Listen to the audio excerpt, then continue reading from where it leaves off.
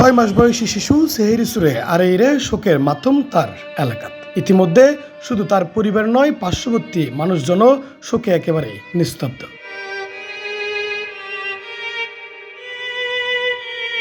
বন্দনগরী চট্টগ্রামের চকবাজারের হালাত ফরি নিখোঁজ হয় 6 মাস বয়সী সেহেরিস, আর 14 ঘণ্টা পর উদ্ধার হয় তার মরদেহ।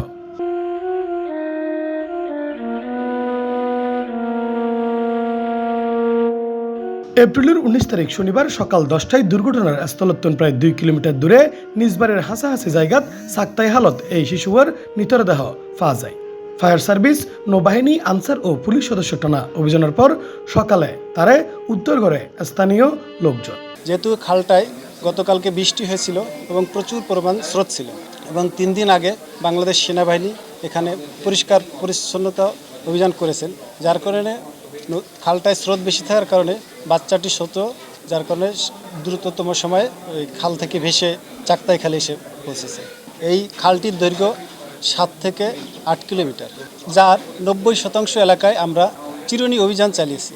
পরবর্তীতে আমরা জানতে পারি নিখোঁজ শিশুটির মৃতদেহ চাকতাই খাল থেকে উদ্ধার করা হয়েছে। ভবিষ্যতে বাংলাদেশ নৌবাহিনী যে কোনো ধরনের মানবিক বিপর্যয়ে বাংলাদেশ নৌবাহিনীর বিশেষায়িত ডুবুরি দল তাদের কার্যক্রম অব্যাহত রাখবে ইনশাআল্লাহ। মূলত 18 এপ্রিল শুক্রবার লাইতুর 8টার সময় নগরের নবাব হোটেল সংলগ্ন এলাকাত শিশুর মা ও দাদি বাড়ির যাবার সময় ব্যাটারি চালিত অটোরিক্সা সহ হিজলা হালত ফরি যাবি।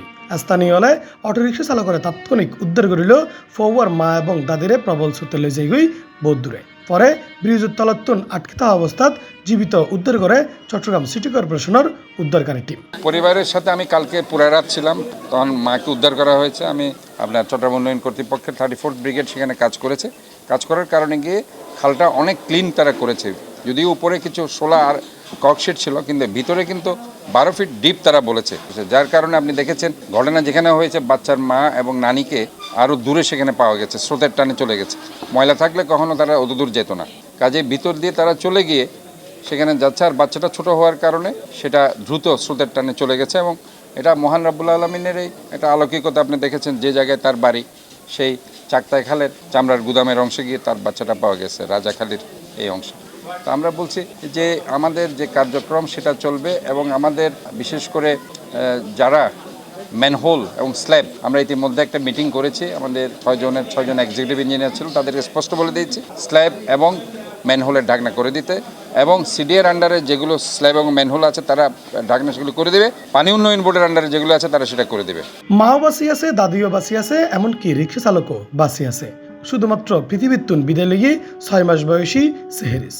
এর আগেও এই নগরীত বহু মানুষ এভাবে নালাত ফুরিয়ে মৃত্যুর ঘটনা আরা ফুননি। তবে আশার বাণী নাই সিটি কর্পোরেশন মেয়র অতি শীঘ্রই নালা কিনুর সংস্কার হাজ সম্পূর্ণ করিব এবং ঘাতক অটোরিক্সা কিনুরও কিভাবে নিয়ন্ত্রণ করা যায় ইয়নের ব্যবস্থা নেব বলে জানাই সিটি মেয়র। এবং ব্যাটারি চালিত রিক্সার ব্যাপারে আমরা স্পষ্ট বলতে চাই যে তারা জোর করে যেখানে সেখানে গাড়িটা ঢুকিয়ে দেয়, তাদের কোনো স্পিড লিমিটেশন নেই, তাদের কোনো লাইসেন্স নেই। আমরা ইতিমধ্যে তাদেরকে সতর্ক করে দিয়েছি, তাদের মালিককে সতর্ক করে দিয়েছে, শ্রমিক যারা দায়িত্বে আছে তাদেরকে সতর্ক করেছে। এখন আইনের গতিতে চলবে। আমি ট্রাফিক বিভাগকে বলে দিয়েছি, আমাদের যে ম্যাজিস্ট্রেট তারাও মাঠে নামবে, এদেরকে আমরা আইনের আওতায় আনবো। এবং আমি স্পষ্টভাবে বলতে চাই, যদি এলাকাবাসী ইতিমধ্যে অনেক স্ল্যাব তারা চুরি করে নিয়ে গেছে, অনেক ম্যানহোলের ঢাকনা চুরি করে নিয়ে গেছে, এলাকাবাসীকে আমি দায়িত্ব দিচ্ছি, সেটাও তারা দেখবে, আমরাও দেখব, কারণ সবাইকে মিলেই কিন্তু এই শহরটাকে পাহারা দিতে হবে। এবং যারা এই ধরনের কাজ করছে তারা আইনের আওতায় আমরা আনবো। আমরা 7 জন ম্যাজিস্ট্রেট নিয়োগ করেছি, তারা অনতিবিলম্বে মাঠে নামবে। এটা শুধু পরিষ্কার পরিচ্ছন্নতা অভিযান নয় শুধু, কারণ আমরা দেখছি ময়লা আবর্জনা, ককশিট, প্লাস্টিক, পলিথিন সব কিছু তারা কিন্তু এখন ফেলছে সব জায়গায়। কালকে বাসও আমরা দেখতে ফেলেছি, পুরানো একটা রিক্সাও আমরা পেয়েছি।